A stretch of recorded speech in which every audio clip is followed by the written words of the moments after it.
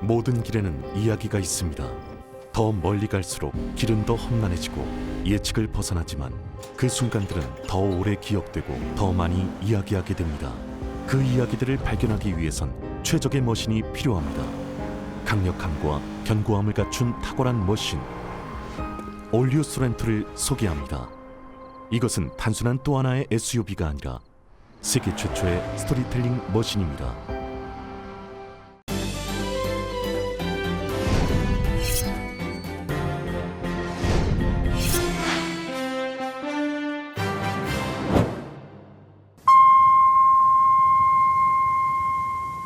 새봄 새희망 라디오 서울이 함께합니다.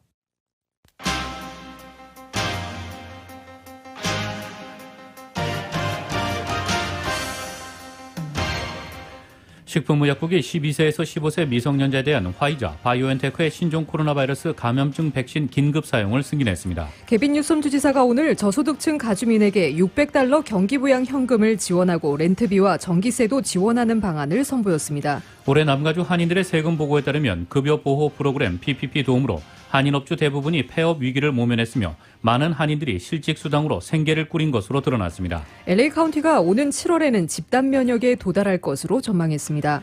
LA 통합교육부가 대면 수업을 재개했지만 고교생 중 7%만이 대면 수업에 참여한 것으로 나타났습니다. 조 바이든 대통령은 오늘 적합한 일자리를 거절한다면 실업수당의 혜택을 잃을 것이라며 노동자의 구직을 독려했습니다. 앤서니 파우치 국립알레르기 전염병 연구소 소장이 백신 접종을 마친 사람이 늘면서 실내 마스크 착용 지침까지 완화할 수 있다는 입장을 밝혔습니다. 하루 30만 명까지 치솟았던 미국 내 신종 코로나 바이러스 감염증 신규 확진자가 8개월 만에 최저 수준인 4만 명대로 떨어졌습니다. 아카데미상과 함께 미국의 양대 영화상으로 손꼽혀온 골든글러브가 존폐 위기에 내몰리고 있습니다.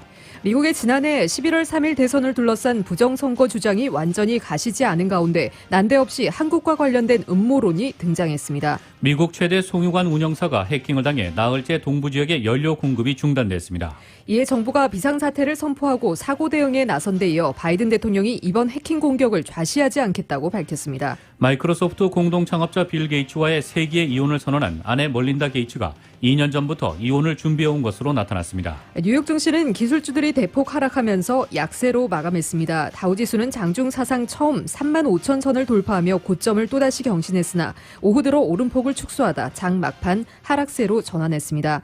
LA 지역 내일 부분적으로 구름기입니다. LA 지역의 내일 낮 최고 73도, 밤 최저 기온 59도입니다. 이상은 이 시간 주요 뉴스입니다. 이 시간 주요 뉴스는 공항에서부터 목적지까지 모바일 체크인과 첨단 공기순환 시스템을 통해 안전한 기내 환경과 여행을 제공하는 아시아나 항공 제공입니다. 애청자 여러분 안녕하십니까? 조희정입니다. 안녕하십니까? 이균호입니다. 2021년 5월 10일 월요일 라디오 서울 이브닝 뉴스 1부입니다.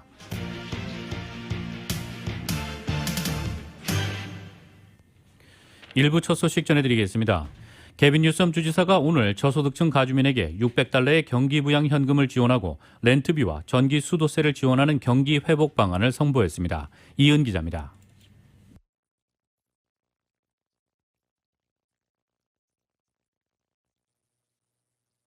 개빈 뉴섬 주지사가 10일 주정부의 경기부양 현금 수혜 대상을 대폭 늘려 전체 가주민의 3분의 2에게 $600의 경기부양 현금을 지급하자는 계획을 선보였습니다. 개빈 뉴섬 주지사입니다. 2/3 of all Californians will benefit from this stimulus. That stimulus alone of $600, $500 for families with children and 연소득 7만 5천 달러 이하인 캘리포니아주 가정에 경기부양 현금 $600를 지급하고 어린 자녀를 둔 경우 추가로 $500를 더 지급하자는 내용입니다. 주정부는 1차로 연소득 3만 달러 이하 주민들에게 경기부양 현금을 제공하기로 하고 현재 수혜자들에게 발송 중인데 주지사는 이번에 수혜폭을 대폭 늘려 2차 주정부 경기부양 현금을 지급하자는 계획입니다. 뉴섬 주지사는 장기화된 팬데믹으로 어려움을 겪는 가주민들에게 경기부양 현금 외에도 렌트비 지원과 유틸리티 지원에 대한 계획안도 밝혔습니다. $1,000억 규모의 캘리포니아 컴백 플랜에는 가주민 렌트비 지원에 $52억 투입한다는 계획으로 팬데믹으로 인해 렌트비를 납부하기 어려운 저소득층 가정에 밀린 렌트비를 갚는데 정부가 100% 지원한다는 내용이 포함되어 있습니다. Our desire, our plan to double the rental assistance in the state of California with the goal of getting 100% of all the back rent paid. 해당 렌트비 지원안은 기존의 렌트비 지원 금액에서 2배로 늘어난 것입니다. 뉴섬 주지사는 또한 가주민들의 밀린 수도세와 가스, 전기세를 지원하기 위해 20억 달러의 기금을 투입할 계획이라고 발표했습니다. So today we're announcing $2 billion of direct relief to pay down utility expenses, to pay off water, gas, and electricity needs. 주지사가 이날 밝힌 캘리포니아 컴백 플랜에는 총 1,000억 달러의 기금이 필요한데 이 가운데 가주민에게 제공되는 경기부양 현금 예산에만 80억 달러가 소요될 전망입니다. 주지사는 최근 가주의 경제가 되살아나 757억 달러의 예산 흑자가 발생했다며 예산 흑자는 캘리포니아 컴백 플랜에 투입할 계획이라고 합니다. 주지사가 발표한 해당 경제회복 플랜은 오는 14일 가주의회에 제출될 예정이며 차기 예산이 확정되는 6월 15일 마감일까지 주지사와 주의회가 협상을 거치게 됩니다. 라디오 서울 뉴스 이은입니다. 올해 남가주 한인들의 세금 보고에 따르면 급여 보호 프로그램 PPP 도움으로 한인업주 대부분이 폐업위기를 모면했으며 많은 한인들이 실직 수당으로 생계를 꾸린 것으로 드러났습니다. 보도에 정현호 기자입니다. 타운 내 공인회계사 사무실이 2020년도 한인들의 세금 보고를 분석한 결과 지난해 코로나 팬데믹 속 남가주 많은 한인 업주들이 자칫 비즈니스 문을 영구적으로 닫아야 할 상황까지 치달았지만 급여 보호 프로그램 PPP와 긴급 재난융자 EIDL 등으로 긴급 수혈하면서 폐업 위기를 간신히 모면한 것으로 나타났습니다. 남가주 한인 공인회계사협회 저스티노 회장입니다. 팬데믹이 일어나서 많은 비즈니스가 셧다운을 하고 그랬는데 영구적으로 문 닫는 비즈니스들은 실제적으로 생각보다는 그렇게 많지는 않았다. 왜냐하면 그 정부에서 나오는 그런 PPP라든가 또는 디자스터 론, 아이들 론이라든가 이런 것들 때문에 펀드가 많이 조성이 됐고 그 사람들이 그런 걸로 인해서 비즈니스를 메인테인 할 수 있는 그런, 그러니까 이제, 걸쳐놓는다 그러죠. 오픈해놓고 이제 어느 정도 액티비티가 상당히 떨어는 졌지만 그게 진행하는 분들이 있었어요. 그리고 이제 한인 비즈니스들이 PPP 등으로 연명했지만 비즈니스 매출 감소로 인한 손해를 막기에는 한참 부족했던 것으로 나타났습니다. 코로나 때문에 감염이 돼서 그런 이제 돌아가신 분도 계시고 또는 상당히 오랫동안 병원 치료를 하다가 이제 퇴원해서 자기는 더 이상 이제 비즈니스 하지 않겠다 이렇게 이제 접으신 분들이 좀 더 계시고요. 그다음에 이제 비즈니스 자체는 지금 클로즈된 상태인데 PPP나 EIDL이 있기 때문에 그냥 명목적으로 메인테인하는 비즈니스들이 좀 더 있고.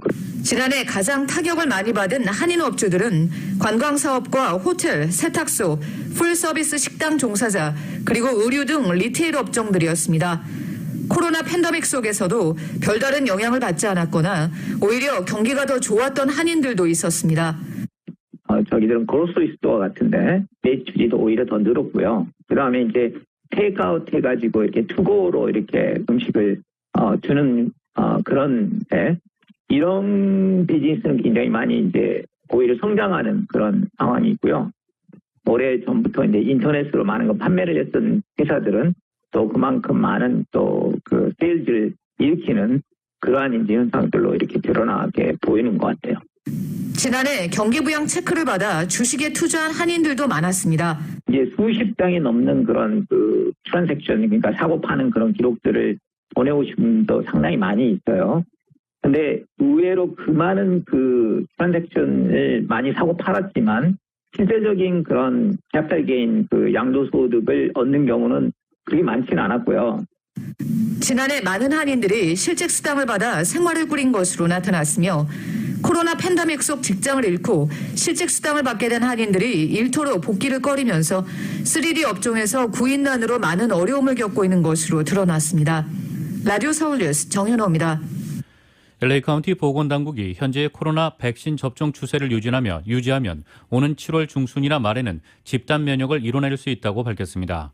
바바라 페로 카운티 보건국장은 오늘 브리핑을 통해 카운티 전역의 가주민 80% 접종을 이루기까지 200만 회분의 1차 접종이 남아있다고 전했습니다. 현재 LA 카운티 내에 백신 접종 대상자임에도 접종을 받지 않은 주민들은 300만 명에 달하는데 12세부터 15세 아이들의 화이자 접종이 다음 주에 승인될 것으로 예상되면서 백신 접종 대상자임에도 접종을 받지 않는 주민의 수는 350만 명으로 늘어날 것으로 추산됐습니다. LA 통합교육군의 고등학생들 중 불과 7%만 학교의 대면 수업에 참여한 것으로 나타났습니다. 고교생들의 저조한 대면 수업 참여율은 비단 LA에 국한된 것이 아니라 가주 내 대다수의 대규모 교육구들이 겪고 있는 문제입니다.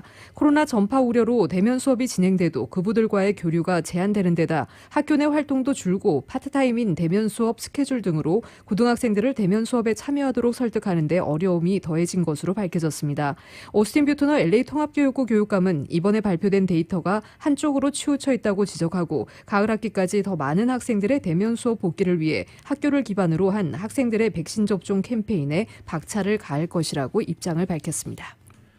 아카데미상과 함께 미국의 양대 영화상으로 손꼽혀온 골든글로브가 존폐 위기에 내몰리고 있습니다.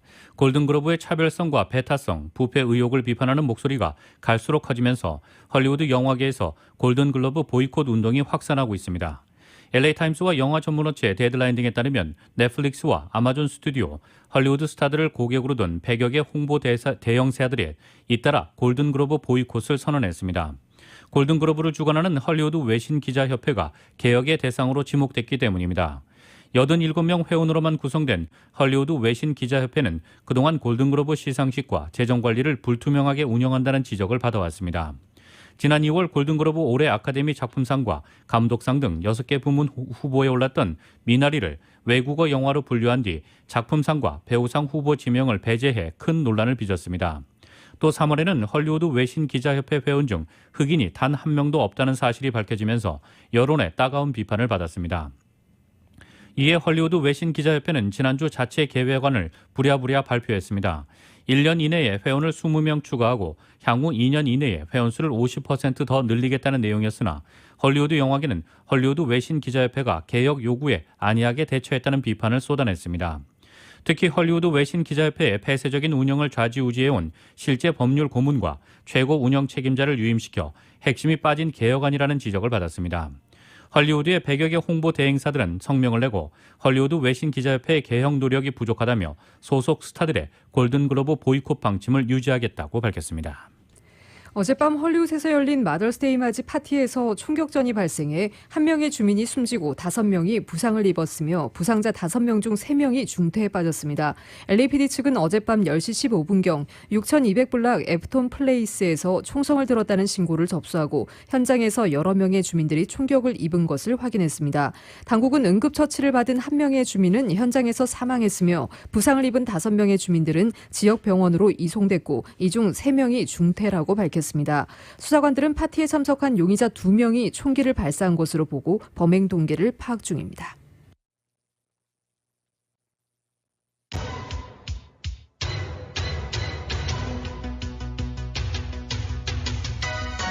라디오 서울 이브닝 뉴스 일부 함께하고 계신 지금 시각 LA 시각으로 5시 17분입니다. 이 시각 교통 상황입니다.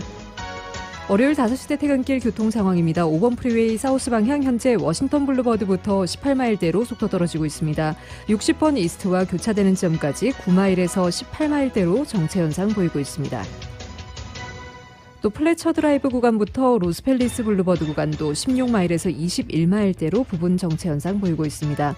반대 5번 프리웨이 놀스 방향입니다. 110번 놀스와 교차 지점부터 21마일대로 서행되고 있고요. 소토 스트릿부터 특히 그랜드 비스타 애비뉴 구간은 7마일에서 13마일대로 거북이 운행 중입니다. 10번 이스트 방향 샌게브리엘 블루버드부터 21마일대로 서행 시작됩니다. 710번 놀스와 교차 지점을 지나 이스턴 애비뉴와 교차되는 지점까지 오늘 12마일에서 21마일대로 속도 떨어지고 있습니다. 또 110번 놀스와 교차되는 구간부터 17마일대로 다시 정체되기 시작해 긴 구간 정체 이어지고 있습니다. 피코 블루버드와 교차되는 지점까지 14마일에서 21마일대로 가다서다를 반복하고 있습니다. 605번 놀스 방향 로즈힐스 로드 구간 3마일대로 제자리 걸음 중입니다. 605번 사우스 방향 5번 사우스와 교차 지점부터 베벌리 블루버드 구간 17마일에서 20마일대로 일반 레인 쪽 정체 심한 상태입니다. 105번 이스트 방향 센트럴 애비뉴 구간부터 110번 놀스와 교차 지점도 13마일에서 16마일대로 일반 레인 쪽 속도 떨어지고 있습니다. 101번 웨스트 방향 우드맨 애비뉴 구간부터 17마일대 정체 시작되고 있고요. 405번 놀스와 교차 지점을 지나 헤스켈 애비뉴와 교차 지점까지 13마일에서 17마일대 속도밖에 내지 못하고 있습니다. 요간 지나시는 분들 참고하시기 바랍니다.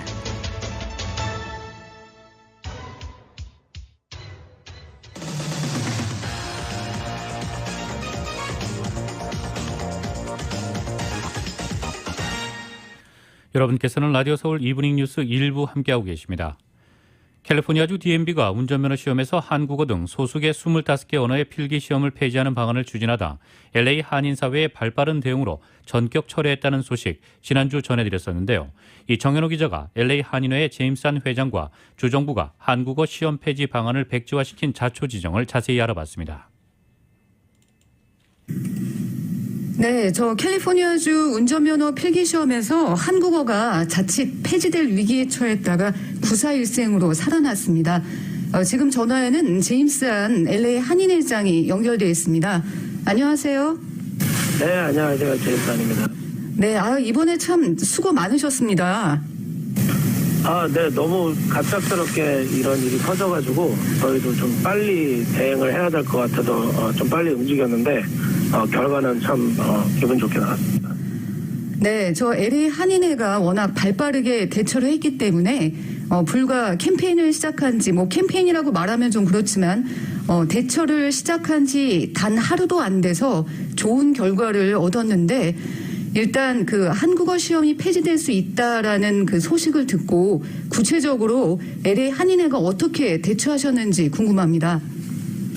네, 일단은 어떻게 됐냐면 캘리포니아 DMV에서 Department of Motor Vehicles 이제 메모가 나왔는데 메모가 어떻게 나왔냐면 지금 현재는 운전 면허증 필기 시험을 32가지 언어로 지금 현재를 볼 수가 있는데 물론 이제 한국어도 포함이 돼서 근데 그거를 이제 돈을 아끼려고 25개 언어를 이제 취소를 하고 7개로 진행을 한다는 거예요. 물론 거기 이제 25가지에는 한국어도 포함이 돼 있고 근데 이제 이게 한국어뿐만이 아니고 지금 저희 한인회에서 현재 많은 분들 코로나 때문에 고생하셔가지고 지금 실업수당이나 SBA 로운들이나 이런 정부에서 나온 지원금을 받으시는데 저희가 코로나 동안에 도와드리고 있는데 지금 저희가 이렇게 바쁜 이유는 하나예요.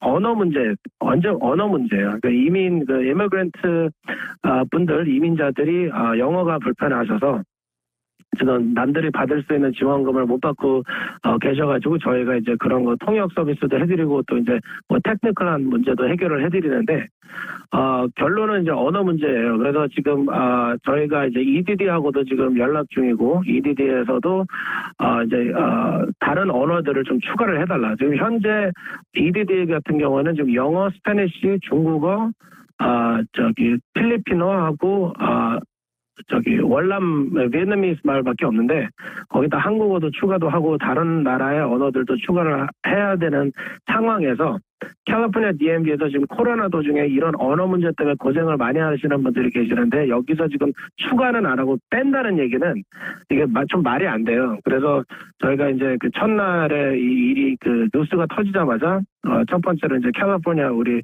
게빈 뉴섬 주지사께서 지난달에 여기 한인회를 한번 방문하신 적이 있어요. 아시안 증오범죄 문제 때문에. 그래서 그분하고 이제 네트워킹이 쌓여 있어가지고 그분한테 먼저 연락을 드려서 이런 일이 지금 일어나는지 알고 있는지 그래서 어떻게 이거를 할 건지 그다음에 전화 끊자마자 이제 저희가 캘리포니아 주 상원인 데이브맨 얼바인에 계신 데이브맨 세너러하고 또 여기 한인타운을 대표하시는 메기너 산티하고 주 하원 사무실에 또 연락을 해서 그분들도 모르고 계시더라고요 그거를. 네, DMV에서 혼자서 결정을 한 거기 때문에 그래서 그분들하고 이제 대화를 했더니. 그분들도 똑같이 동의를 하시더라고요. 지금 이 상황에서 이렇게 하는 거는 말도 안 된다. 지금 돈을 얼마나 아낄지 이런 이제 언어 서비스를 빼면서 얼마나 돈이 아낄지 모르겠지만 다른 이제 이민자분들 일도 나가셔야 되고 운전하면서 직장도 나가셔야 되고 마켓도 보고 그러셔야 되는데 DMV에서 세이브하는 돈을 갖다가 에코노미를 생각을 하면은 이런 분들이 운전면허증을 못 따서 만약에 운전을 못하게 되면은 이런 피해가 달러로 계산하면 훨씬 더 그 언어 서비스 25개를 더 추가하는데 몇 푼 되지도 않겠지만 그거에 비하면은 완전히 말도 안 된다면서 빨리빨리 이제 움직이셔가지고 진짜 24시간도 안 되는데 이제 그 주지사 사무실에서 그런 메모가 나왔습니다. DMV 그 결정을 캔슬을 하고 이제 리버스해서 계속 32개의 언어로 이제 진행을 할 거라고. 네, 그런데 이번에 그 LA 한인사회가 발빠르게 대처를 해서 한국어만 필기시험에서 유지한 것이 아니고 다른 25개 소수의 언어도 지켜냈다. 이 부분이 또 굉장히 중요한 의미가 담겨 있는 것 같아요. 네, 지금 지난 1년 동안 제가 이제 일을 하다 보니까 물론 제가 아까 말씀드린 것처럼 언어 문제도 중요하지만 그 아시안 증오범죄 문제 또는 작년에 이 미국이라는 나라가 공화당, 민주당뿐만이 아니고 타 인종들끼리 좀 오해가 좀 많았고 지금 또 우리가 지금 Stop Asian Hate로 지금 이렇게 그리고 Black Lives Matter 이런 문제 때문에 저희가 지금 노력을 많이 하고 있는데 한국어 지키는 거 제일 중요하죠. 솔직히 우리가 이제 한국 사람이기 때문에. 근데 다른 언어들도 우리 혼자만 여기 캘리포니아에 사는 게 아니고 좀 다른 인종들하고도 살고 있기 때문에 그런 분들 것도 좀 같이 이제 지켜줘야 된다고 생각을 합니다. 저는. 우리가 혼자 살 수는 없잖아요. 다 같이 이제 사는 거기 때문에 그런 것도 되게 중요하다고 생각을 합니다. 네, 이번에 LA 한인의 또 한인 정치인 또 타인종 정치인 그리고 타 커뮤니티 연대라는 그런 전방위적인 노력으로 놀라운 결실을 이뤄냈는데 앞으로 미주에서 이곳 한인 사회는 물론이고 그 소수의 커뮤니티 권익에 반하는 어떤 정책에 대처하는 그런 로드맵이 좀 생긴 것 같아요. 네, 일단 제가 그 임기가 시작한 지 지금 5개월이 안 됐는데요.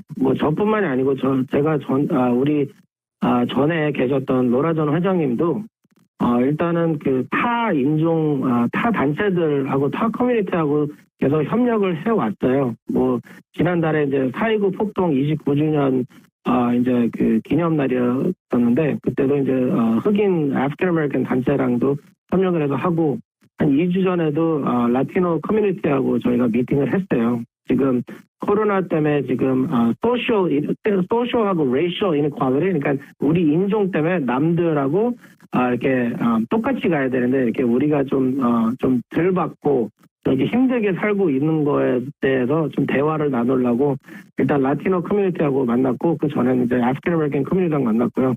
앞으로도 다른 그 인종 단체들하고도 계속 일을 해오면서 이런 커뮤니티 이슈들이 나오면은 우리 이제 한국 사람들 권리 지키는 것도 중요하지만 한 코리아타운에서 사는 인간으로서 좀 서로 이렇게 좀 배려하는 그런 애티튜드를 갖고 일하면은 저희 한국 한인 커뮤니티에서 혼자 일하는 것보다 다른 인종 커뮤니티하고 일하면은 조금 더 우리 목소리가 강해지지 않을까 싶습니다. 네, 저 오늘 말씀 감사드립니다. 네, 감사합니다.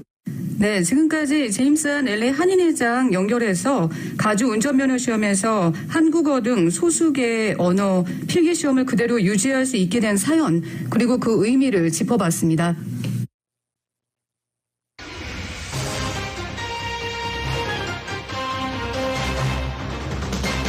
계속해서 미국 소식 전해드립니다. 미국이 신종 코로나 바이러스 감염증 백신 접종 연령 하한을 12세까지 낮춰 대상자의 범위를 확대했습니다. 식품의약국 FDA는 12세에서 15세 미성년자에 대한 화이자 바이오엔테크의 신종 코로나 바이러스 감염증 백신 긴급 사용을 승인했습니다.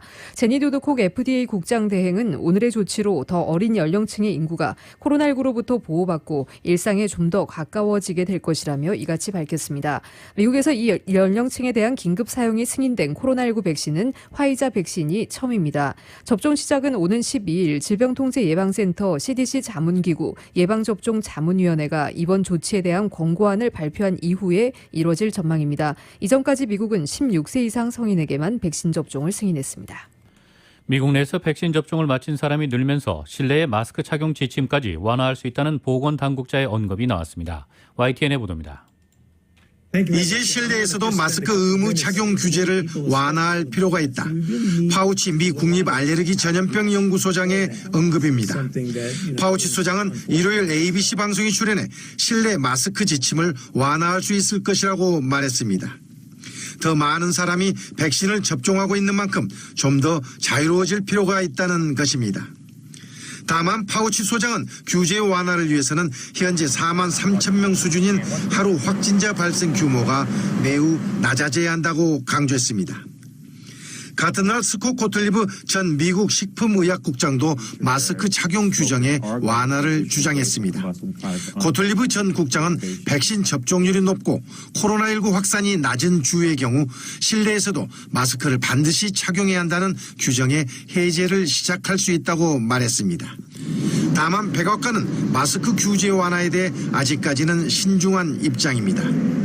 제프 자이언츠 백악관 코로나19 조종관은 CNN에 출연해 마스크 착용은 고통일 수 있지만 실내에서는 마스크를 착용하라는 질병통제예방센터 CDC의 지침을 따라야 한다고 강조했습니다. 정상화 복귀에 대한 기대감도 커지고 있습니다. 조지 워싱턴 대학의 조너슨 라이너 박사는 미국 성인 중 60%가 최소한 1회 백신을 접종하면 확진자 수가 급격히 줄어들기 시작할 것이라며 그 시기를 이달 중이라고 전망했습니다. CDC에 따르면 9일 현재 미국 성인의 58%가 백신을 최소한 1회 맞은 것으로 집계됐습니다. YTN 최문석입니다. 세계보건기구 WHO는 미국과 유럽 상황이 호전되면서 전 세계적인 코로나19 확산세는 정체기를 맞고 있다고 평가했습니다. 그러나 인도 상황처럼 변이 바이러스의 위협은 경계해야 한다고 강조했습니다. KBS의 보도입니다. 7일 평균 전 세계 코로나19 확진자는 지난 9일 인구 100만 명당 99.99명으로 조사됐습니다. 지난달 25일 최고점인 106명을 기록한 뒤 처음으로 100명 밑으로 내려온 겁니다. 인도 상황이 심각하지만 미국과 유럽의 확산세가 감소하면서 코로나19가 정체기를 보이고 있다는 평가입니다. Globally, we're now seeing a plateau in the number of COVID-19 cases and deaths, with declines in most regions, including the Americas and Europe. 그러나 인도 변이 바이러스는 전염성이 높은 것으로 보인다며 바이러스 경계 수위를 관심 변이에서 우려 변이로 한 단계 높였습니다. WHO는 지금까지 영국과 브라질, 남아공 변이를 우려 변이로 분류해 왔는데 인도 변이를 추가한 겁니다. 마리아 팡케르크 호보 WHO 코로나19 기술팀장은 인도 변이가 우려할 만하지만 현재의 진단과 치료법, 백신 효과는 여전히 유효하다고 판단했습니다. 게브레예수스 사무총장은 개발도상국으로 간 백신량은 여전히 전체의 7%에 불과하다며 공중보건체제를 유지하는 게 중요하다고 말했습니다. Vaccines prevent disease, but we can also prevent infection with public health tools that have been so effective in so many places. My message to leaders is 성인 인구의 3분의 2가 백신 1차 접종을 마친 영국은 오는 17일부터 대학에서의 대면 수업이 가능하고 중고등학교에서의 마스크 착용을 권고하지 않는다고 밝혔습니다. 파리에서 KBS 뉴스 유원중입니다. 미국의 지난해 11월 3일 대선을 둘러싼 부정선거 주장이 완전히 가시지 않은 가운데 난데없이 한국과 관련된 음모론이 등장했습니다. 대선 직후 한국에서 가짜 투표용지를 실은 비행기가 미국에 도착해 개표에 합산됨으로써 부정선거가 발생했다는 주장이지만 현재까지 관련 증거는 나오지 않고 있습니다. 워싱턴 포스트에 따르면 애리조나주에서 인구가 가장 많은 메리코파 카운티에서는 11월 3일 대선 개표에 대한 상원의 감사가 진행 중입니다. 애리조나는 조 바이든 대통령이 0.3%포인트 만여 표 차이로 트럼프 전 대통령에게 간신히 승리한 곳입니다. 메리코파 카운티는 대선 후 부분적 수작업 재검표가 이뤄지고 주지사의 바이든 승리 인증까지 이뤄졌습니다. 두 차례 감사에서도 아무런 문제가 나오지 않았지만 공화당이 다수석인 주 상원이 이후 모든 투표용지와 개표기에 대한 전례 없는 소환장을 발부함에 따라 상원의 추가 감사가 시작됐다는 것입니다. 대부분 공화당 지지층이 참여해 진행 중인 이 감사의 조사 대상 중 하나는 투표용지가 한국에서 부정한 방식으로 들어온 징후가 있는지입니다. 애리조나 현지 언론은 대선 후인 11월 7일 바이든 후보에 투표한 것으로 위조된 투표용지가 한국 국적항공사 비행기를 통해 애리조나주의 한 공항에 도착해 메리코파 카운티의 개표소로 옮겨졌다는 음모론이 있다고 전했습니다. 이 황당한 주장의 검증 과정은 투표용지에 기계로 찍힌 듯한 용지가 있는지 대나무 섬유 조직이 있는지를 찾아내려는 노력으로 이어지고 있습니다. 이는 중국이 당시 부정선거에 관여했고 중국에서 만든 종이는 대나무 섬유 조직이 포함되어 있다는 음모론과 관련된 것으로 보입니다. 이 투표용지는 트럼프 전 대통령이 속임수를 잡아내기 위해 우편 투표에 은밀히 투명 무늬를 넣었다는 음모론을 검증하기 위해 자외선 검사까지 받은 것으로 알려졌습니다. 대북 정책 검토 결과를 설명하겠다는 조 바이든 행정부의 접촉 제안에 북한이 잘 접수했다고 반응한 것으로 전해졌습니다. 한국 정부로서는 조기 대화 재개를 위한 실용적인 접근을 강조해온 만큼 오는 21일 예정된 한미 정상회담에서도 주된 의제가 될 것으로 보입니다. YTN의 보도입니다. 바이든 행정부는 지난주 북한의 대북 정책 검토 결과를 설명하겠다며 접촉을 요청한 것으로 전해졌습니다. 이에 대해 북한에서는 잘 접수했다고 반응한 것으로 알려졌습니다. 접수한 대상은 실무급으로 평양에 보고한 뒤 내부적 검토가 이뤄지고 있는 것으로 보입니다. 이에 따라 북한이 일단 미국의 새로운 대북 정책을 구체적으로 파악하기 위해 접촉에 응할지 주목됩니다. 그럴 경우 어느 급에서 어떤 식으로 접촉이 이뤄질지 미국이 장기 교착 상태인 북미 대화에 물꼬를 틀 유인책을 어떻게 제시할지가 관심입니다.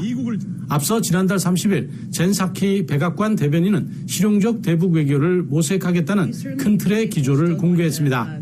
Our policy calls for a calibrated, practical approach that is open to and will explore diplomacy with the DPRK. And to make practical progress that increases the security of the United States, our allies, and deployed forces. 세부 사항은 아직 공개되지 않았는데 북한과의 접촉 이후에 이뤄질 것으로 보입니다. 이와 관련해 우리 정부는 그동안 조기 북미 대화 재개를 위해 실용적 접근을 강조해 왔습니다. 우리 대사관을 비롯한 정부는 미국의 대북 정책 검토가 개시된 초기 단계에서부터 미 행정부와 각급에서 소통하면서 긴밀히 조율해 왔습니다.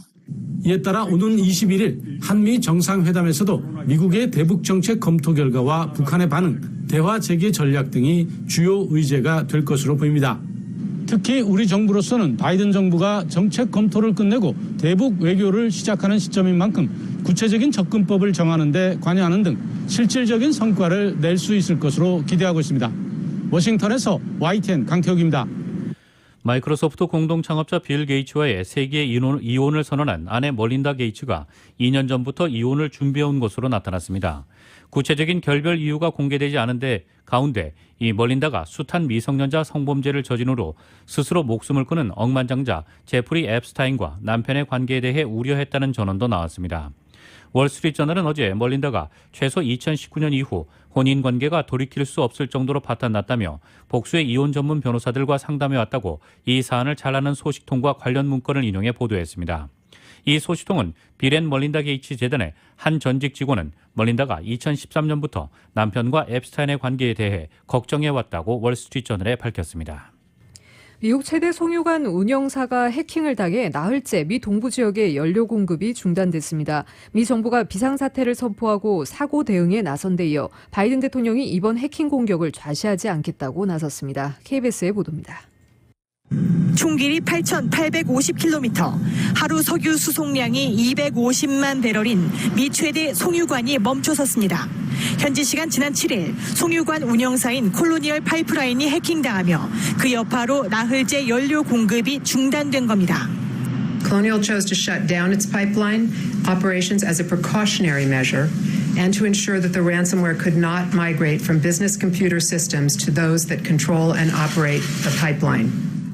뉴저지부터 텍사스까지 미 동부 지역 연료의 45%를 공급하는 송유관 가동이 중단되자 먼저 휘발유 값에 여파가 미치고 있습니다. For gas prices could be an increase of 3 to 7 cents as early as this week. Again, a lot of this is going to depend on how long the pipeline is down. 미국의 핵심 인프라 시설에 대한 최악의 해킹 공격에 바이든 정부도 비상사태를 선포하며 긴급 대응에 나섰습니다. The Federal Bureau of Investigation has determined Colonial's network was infected by ransomware, and it's a criminal act, obviously. 미 연방수사국은 이번 해킹이 다크사이드라고 불리는 동유럽 범죄 조직의 소행이라고 지목했습니다. 다크사이드는 랜섬웨어로 송유관 시스템을 공격한 뒤 돈을 요구한 것으로 알려졌습니다. 바이든 대통령은 이번 해킹에 러시아 정부가 연계됐다는 증거는 없다면서도 어느 정도 책임은 져야 할 것이라고 밝혔습니다. I'm going to be meeting with President Putin, and so far there is no evidence based on from our intelligence people that Russia is involved. Although there is evidence that the actors, ransomware, is in Russia, they have some responsibility to deal with this. 송유관 운영사인 콜로니얼 파이프가 이번 주말까지 송유관 가동을 재개하겠다고 밝힌 가운데 미국 주요 인프라 기업들의 사이버 보안에 대한 우려가 제기되고 있습니다. 워싱턴에서 KBS 뉴스 김양순입니다.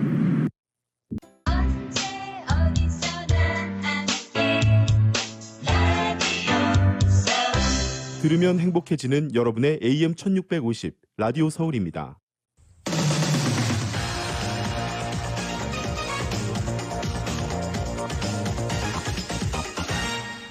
여러분께서는 라디오 서울 이브닝 뉴스 1부 함께하고 계십니다. 한국 소식 전해드리겠습니다. 문재인 대통령은 부적격 논란이 불거진 장관 3명에 대해 검증 실패로 생각하지 않는다면서 흠결말 따지는 청문회로는 좋은 인재를 발탁할 수 없다고 말했습니다. 그러자 야당인 국민의힘이 강력히 반발하며 장관에 더해 총리 후보자 청문 보고서 채택까지 제동을 걸고 나섰습니다. YTN의 보도입니다.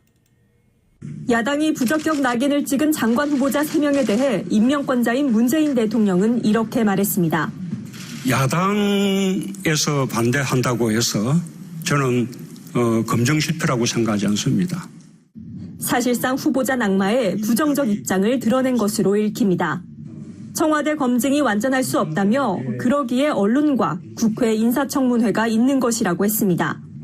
다만 인사청문회를 아직 통과하지 못한 새 장관 후보자 모두 능력을 우선시했다는 점에 방점을 찍었습니다.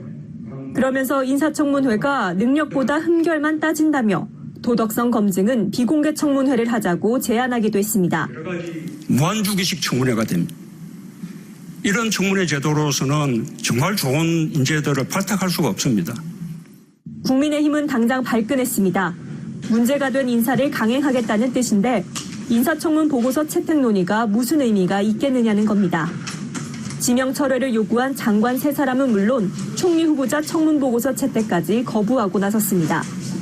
인사청문회 결과와 관계없이 후보자를 임명하겠다는 것이고 저는 위원장으로서 이러한 형식적인 인사청문회 경과 보고서 채택을 하지 않겠다는 것입니다. 시한 안에 총리 인준안을 처리하자고 요구했던 민주당은 갑작스런 거부라며 국민의힘을 비난했지만 인사청문은 정쟁이 대상이 아님을 상기해야 합니다. 국회법 준수와 코로나19 극복, 민생 안정을 위해서 김 후보자에 대한 국회 인준에 협력해 주실 것을 다시 한번 당부드립니다. 내부적으로는 청와대 인사검증 시스템에 대한 아쉬운 소리도 나왔습니다. 국민의힘은 물론 정의당까지 부적격 의견을 내며 가뜩이나 순탄치 않아 보였던 청문회 정국이 문 대통령의 발언으로 한층 더 얼어붙고 있습니다. YTN 최하영입니다. 검찰 수사심의위원회가 이성윤 서울중앙지검장을 재판에 넘기는 게 적법하다고 권고했습니다. 김학의 전 차관 불법 출국금지 사건 수사에 외압을 행사한 점이 인정된다는 겁니다. 현 정권에서 승승장구하던 이성윤 지검장은 조만간 피고인 신분으로 법정에서는 현직 검사장이 될 가능성이 커졌습니다. YTN의 보도입니다. 대검찰청에서 열린 검찰 수사심의위원회는 4시간의 논의 끝에 수원지검 수사팀에 손을 들어줬습니다. 이성윤 서울중앙지검장이 김학의 전 차관 불법 출국금지 사건에 외압을 행사한 점이 인정된다면서 검찰의 기소가 적합하다고 판단한 겁니다. 결론적으로 말씀드리면 이성윤 검사장을 기소하는 것으로 결정됐습니다. 이성윤 지검장은 수사심의위에 직접 출석해 외압 의혹을 거듭 부인했지만 받아들여지지 않았습니다. 사건을 검찰이 수사해도 기소 여부는 공수처가 결정해야 한다는 이른바 유보부 이첩도 강하게 주장한 것으로 알려졌습니다. 하지만 13명의 심의 위원 가운데 8명이 찬성했을 만큼 기소 적합 의견이 우세했습니다. 수사 계속 여부는 이미 충분히 진행됐다는 취지에서 과반이 넘는 위원 8명이 수사 중단을 권고했습니다. 이에 따라 수원지검은 이성윤 지검장 수사를 마무리하고 조만간 직권 남용 혐의로 재판에 넘길 것으로 보입니다. 이제 관건은 이성윤 지검장의 거취입니다. 문재인 정부 출범 뒤 검찰 내 요직을 거친 이성윤 지검장이지만 중앙지검장 유임, 고등검사장 승진 모두 장담하기 힘든 상황이 됐습니다. 또 검찰 내 최대 조직의 수장이 검찰 수사에 대한 불신을 스스로 드러냈다는 비판 또한 면하기 힘든 상황입니다. 실제 지방의 한 간부급 검사는 일반 시민들도 수사 외압에 대해서 범죄 혐의가 상당하다고 인정한 것이나 다름없는 만큼 재판을 받으면서 책임 있는 직책을 계속 수행하는 게 과연 맞는지에 대한 의문이 있다고 밝혔습니다. 하지만 현 정권 비리 수사에 사실상 방패 역할을 해왔다는 평가도 있는 만큼 중용될 가능성도 여전해 향후 검찰 내부 갈등이 다시 불거질 우려도 있습니다. YTN 우철입니다. 고위공직자범죄수사처가 출범 넉 달 만에 1호 사건 등록을 공식화했습니다. 조희연 서울시 교육감의 해직교사 특별채용 의혹 사건입니다. YTN의 보도입니다. 공수처가 조희연 서울시 교육감의 해직교사 부당 특별채용 의혹 사건을 1호 사건으로 지정했습니다. 사건 번호는 2011년 공제 1호입니다. 조 교육감은 지난 2018년 해직교사 5명의 특별채용을 관련 부서에 검토, 추진하라고 지시한 의혹을 받고 있습니다. 감사원 감사 결과 조 교육감은 담당 직원들이 특혜 우려가 있다며 반대 의견을 보고하자 해당 직원들을 업무 과정에서 배제하고 특별채용 추진 문서를 단독으로 결제했습니다. 감사원은 지난달 23일 감사 결과를 발표하면서 공수처에 수사 참고 자료를 전달하고 경찰에 고발했습니다. 이후 공수처 요청에 따라 경찰 사건이 공수처로 넘어왔습니다. 조 교육감은 혐의를 전면 부인하고 있습니다. 조 교육감은 입장문에서 공수처가 균형 있는 판단을 할 것으로 생각하고 특별채용의 제도적 특성과 혐의 없음을 적극 소명하겠다고 해명했습니다. 앞서선 당시 특별채용이 교육계의 과거사 청산과 화합을 위한 노력 중의 하나라고 주장하기도 했습니다. 그러나 공수처가 조 교육감을 1호 수사 대상으로 겨냥하고 이를 공식화하면서 조만간 수사는 속도를 낼 것으로 보입니다. 조 교육감과 서울시 교육청에 대한 강제 수사와 함께 교육청 관계자에 대한 소환 조사부터 진행될 전망입니다. YTN 한동우입니다.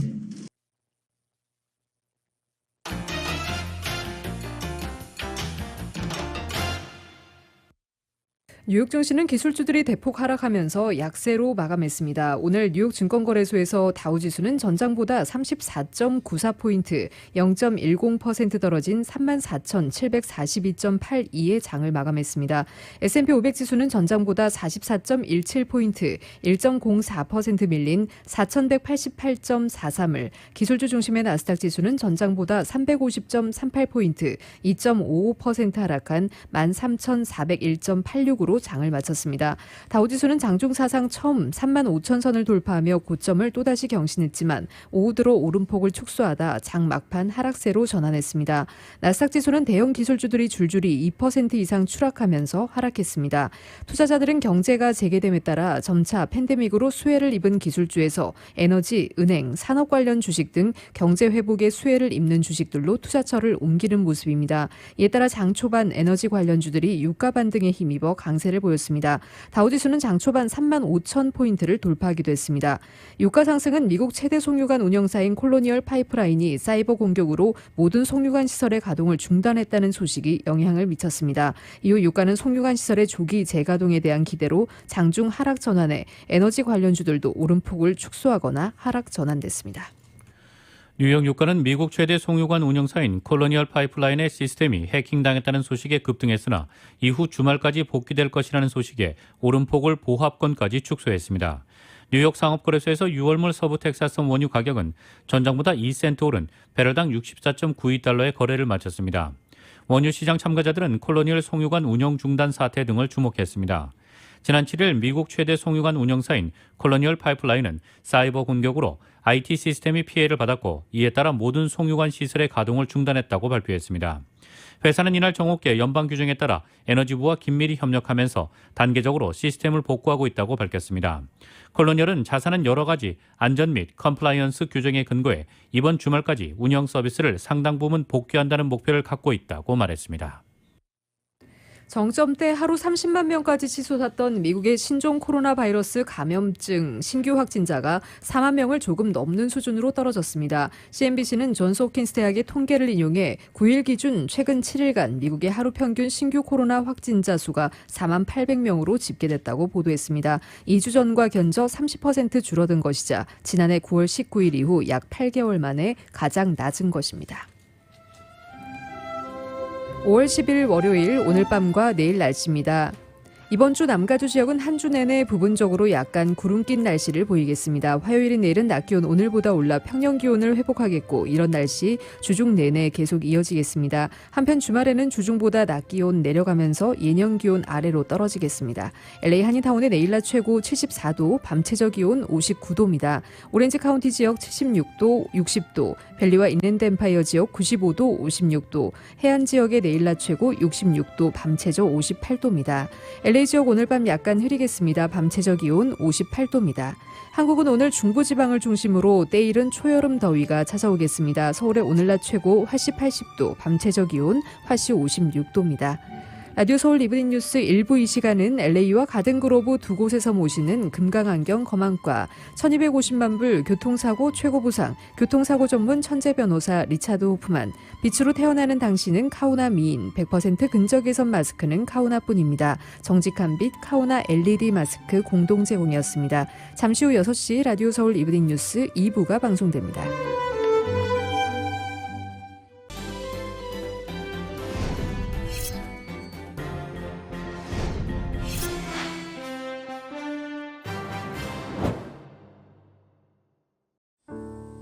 친구, 마음을 나누는 가족이지. 젊을 때나 지금이나 함께 같은 세월을 살아가는 게 참 소중해. 한결같이 옆에서 성실하게 있어줘서 든든해. 한 번 더 걷고 한 번 더 웃어야지 건강하게.